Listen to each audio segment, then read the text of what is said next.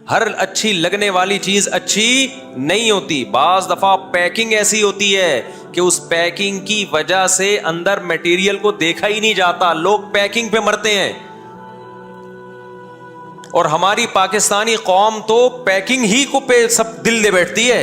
برقعے دیکھ کے تو لوگ عاشق ہو رہے ہیں. اتنی پیکنگ. میرا شہد کا بہت عرصے بزنس رہا ہے نا, اب تو ختم کر دیا, اب میں ڈیٹیل بتا رہا ہوں آپ. خالص شہد کبھی بھی کوئی نہیں خریدتا پاکستان میں, یہ آپ کو بتا دوں. ہم نے بھی بزنس کی ہے نا. خالص چیز پاکستان میں کبھی بھی کوئی آپ سے نہیں خریدے گا. میں خالص شہد لیتا تھا, خالص شہد تھا, وہ جم جاتا تھا خود ہی رکھے رکھے. اس کے خالص ہونے کی کچھ شہد ایسے ہوتے ہیں کہ وہ فریج میں رکھے بغیر بھی جمتے ہیں. لوگ نہیں خریدتے تھے, نقلی ہے.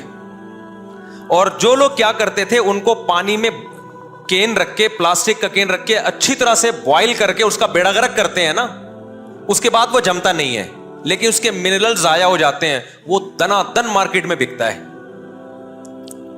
کیونکہ لوگوں کے دماغ میں کسی نے کھوپڑی میں ڈال دیا کہ شہد جمتا نہیں ہے. اتنی تحقیق کی فرصت نہیں ملتی کہ جا کے یہ تحقیق کر لو کیا یہ سچ ہے یا جھوٹ ہے. بھائی خالص شہد تو بعض دفعہ چھتے سے جمع ہوا اترتا ہے.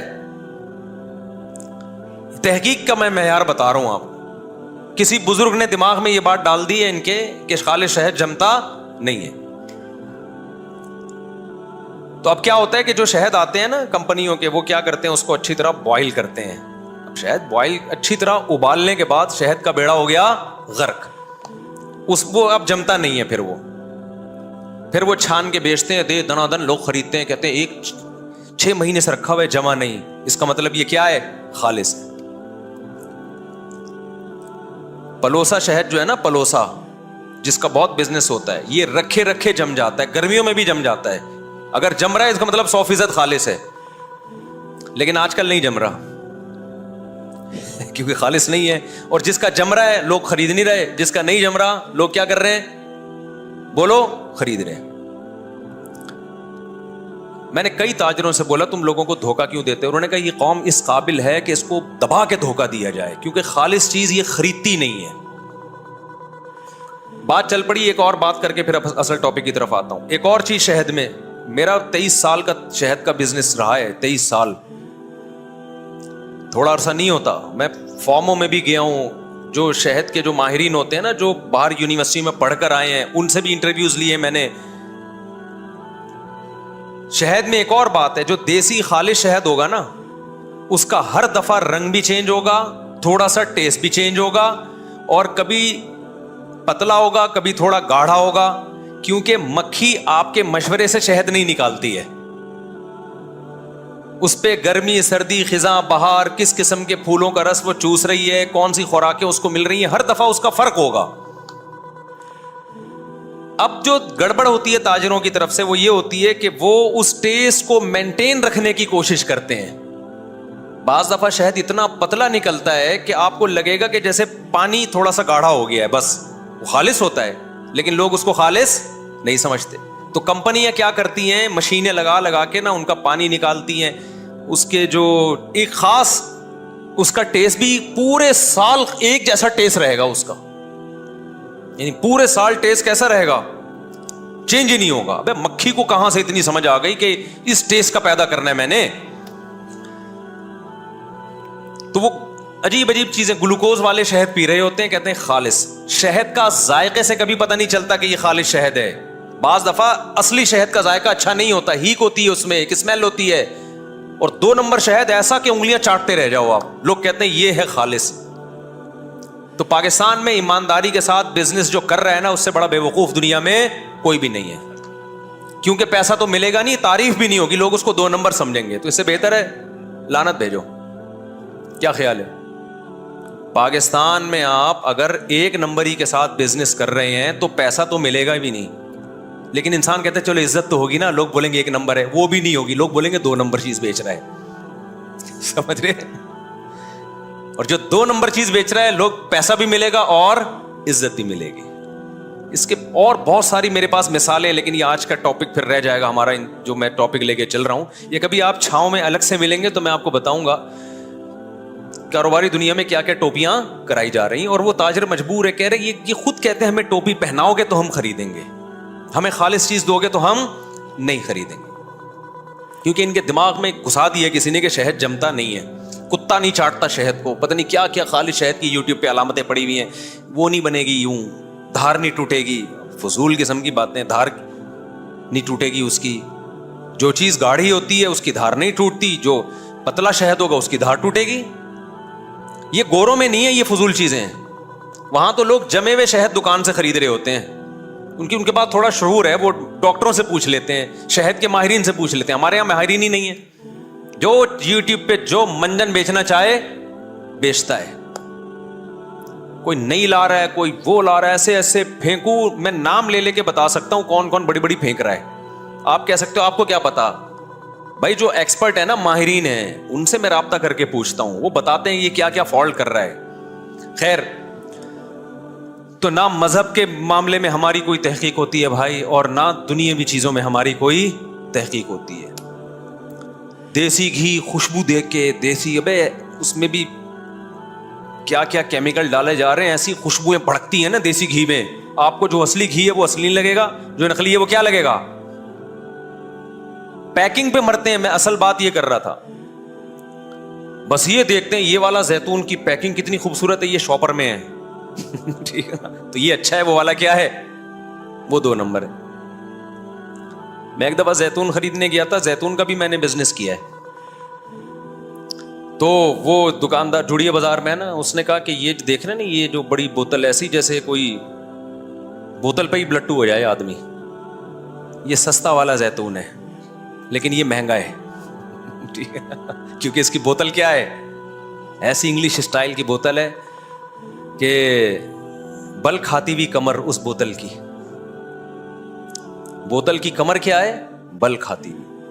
तो बोतल पे लोग लट्टू हो रहे हैं, और जो ओरिजिनल था वो सादा केन में पड़ा हुआ था, वो सस्ता था। उन्होंने कहा लोग क्या, पैकिंग पे लोग मर रहे हैं तो इसको अच्छा समझते हैं, बताओ ना तो भी नहीं लोग समझ रहे होते, कहते हैं ये ठीक है। तो जो काम हम कर रहे हैं ना, ताजिर लोग अवाम को बेवकूफ बनाने के लिए कि पैकिंग पे जोर दे रहे हैं, तो शैतान भी क्या करता है, पैकिंग अच्छी बना के बुराई को बड़ी खूबसूरत पैकिंग में पेश करता है।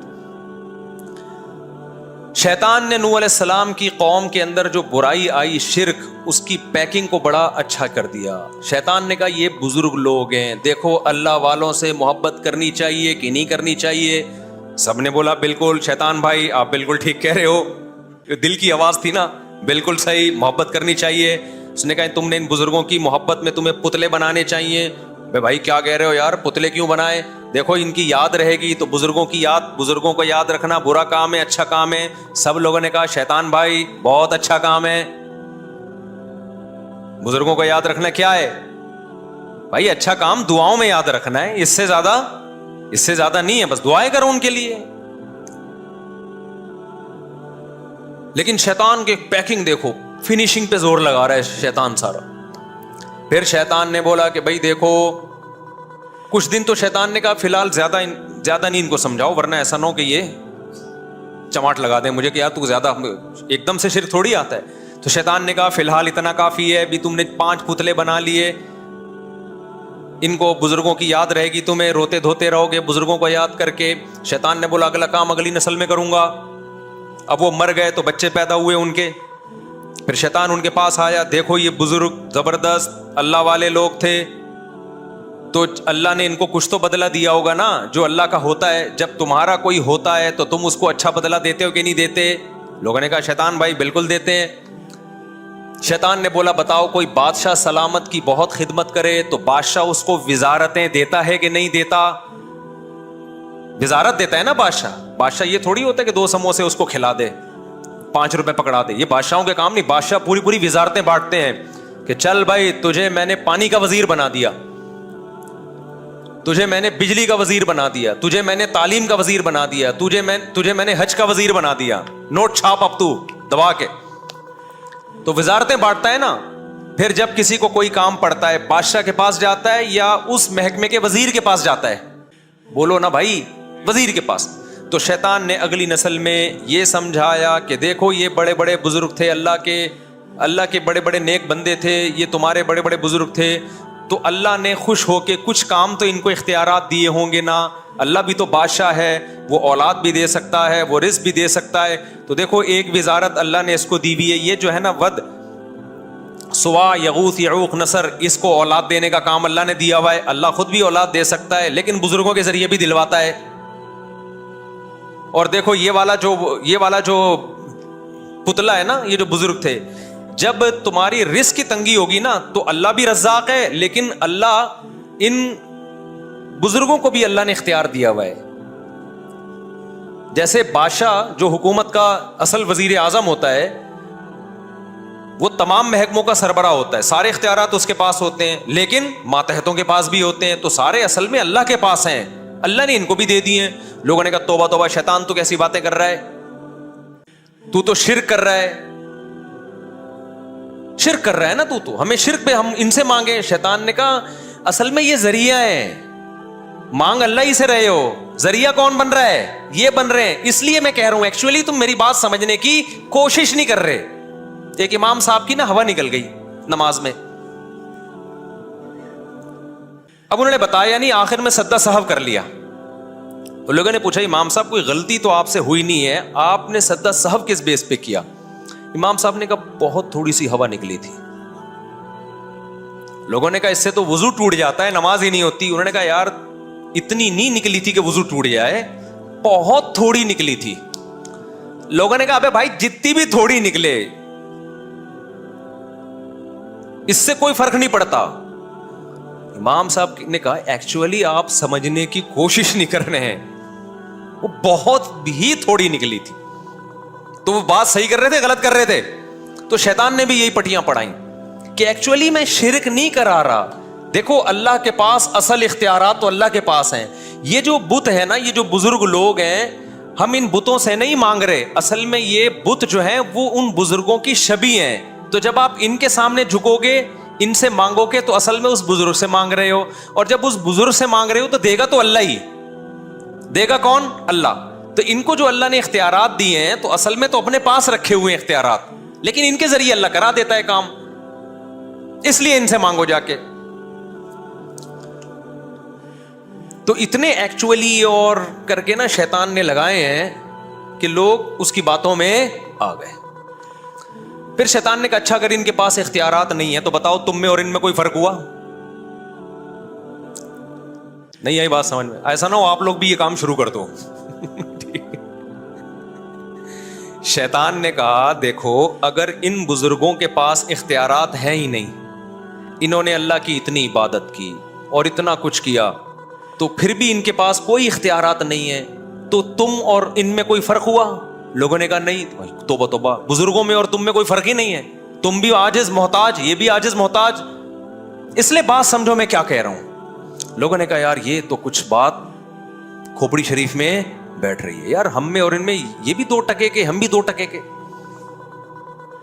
وہ ایک سیٹھ نے وہ کلپ کسی نے بھیجا مجھے کہ ایک سیٹھ نے ملازم کو بولا 2 ٹکے کے آدمی. ملازم رونے لگا. اس نے کہا رو کیوں رہا ہے؟ کہہ رہا ہے مجھے افسوس ہو رہا ہے کہ آپ نے اپنی اور میری ویلیو ایک جیسی کر دی. بعض لوگ بڑے حاضر جواب ہوتے ہیں نا, سر مجھے افسوس اس پر ہو رہا ہے کہ اس گھر میں میری اور آپ کی ویلیو ایک جیسی ہو گئی. سر تو حاضر جواب ہی سیکھو. پہلے ویلیو نہیں تھی, لیکن اس جملے کے بعد واقعی اس سیٹ کی ویلیو 2 ٹکے ہی کی ہو گئی. تو شیطان نے ایکچولی کر کرا کے نا, حالانکہ بھائی بزرگوں کا اس کا جواب یہ تھا, عقل مندوں نے کہا ہوگا کہ بھائی بزرگوں کی جو فضیلت حاصل ہوتی ہے وہ اس لیے تھوڑی ہوتی ہے کہ ان کے پاس اختیارات آ گئے ہیں.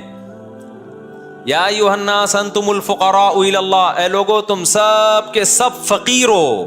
فقیر کے پاس کچھ بھی نہیں ہوتا. میں اکثر ایک واقعہ بتاتا ہوں نا, ایک مزار پہ ایک صاحب جا رہے تھے, مجھے فون کیا کہ میرا آدھا دھڑ فالج زدہ ہے, میں بہت پریشان ہوں, کہیں سے ٹھیک نہیں ہو رہا, مجھے کسی نے کہا ہے فلاں بزرگ کے مزار پہ جاؤ. میں نے کہا جس کے مزار پہ جا رہے ہو آپ کا آدھا دھڑ کام نہیں کر رہا, آدھا کر رہا ہے, ان کے دونوں دھڑ کام نہیں کر رہے, تو جس کے دونوں دھڑ کام نہیں کر رہے وہ تمہارا آدھا کہاں سے ٹھیک کرے گا؟ کوئی بزرگ یا میت پھٹے پہ لیٹی بھی ہو, آپ غسل دے رہے ہوں اور آدھا دھڑ کام کرنا شروع کر دے اس کا, تو آپ لیٹے ہوئے ہوگے, وہ بیٹھا ہوا ہوگا. کیا خیال ہے؟ بلکہ تھوڑی سی انگلی بھی ہل گئی نا مردے کی، مردہ جو لیٹا چاہے بزرگی کیوں نہ ہو، ذرا سا ہل گیا، آنکھ مار دیا آپ، دیکھو آپ مردے کو غسل دے رہے ہو، اس نے یوں کر کے آنکھ مار دیا آپ قیامت تک کسی کو آنکھ مارنے کے قابل نہیں رہو، آپ کی آنکھیں فالج زدہ ہو جائیں گی، پھٹی کی پھٹی رہ جائیں گی آنکھیں آپ کی۔ تو اللہ میاں نے یہ بتایا ہے کہ بھائی یہ تو تمہاری طرح محتاج ہیں، مقام ان کو کیوں ملا ہے؟ مقام اس لیے ملا کہ اللہ کے نیک بندے تھے، ان کا آخرت میں بہت اونچا مقام ہوگا، تم نیچے والی جنت میں ہوگے، یہ اوپر والی جنت میں ہوں گے، یہ اللہ کے مقرب لوگ ہیں، یہ کوئی کم مقام ہے کیا؟ یہ